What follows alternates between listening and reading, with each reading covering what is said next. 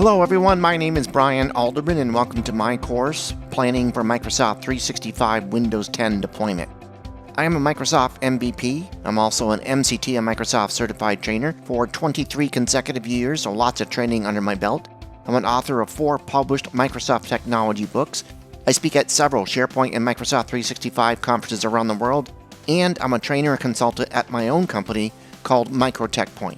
Microsoft 365 includes the Windows 10 Enterprise operating system for use on your employees' devices. It's important to plan for the deployment of Windows 10 to these devices and to also minimize the disruption when performing the deployment by ensuring the computers are compatible with Windows 10 and ensuring you're using the best Windows 10 deployment option when completing the deployment.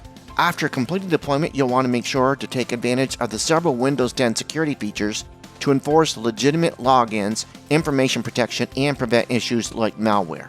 In this course, we're going to introduce, explore, and discuss planning for Windows 10 deployments, analyzing upgrade readiness to Windows 10, and Windows 10 Enterprise security features.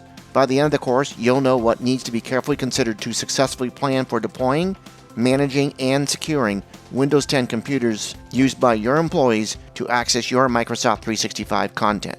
Before beginning the course, you should be familiar with your organization's planning policies and have a general understanding of the operating systems currently being used in your organization and the applications on those operating systems.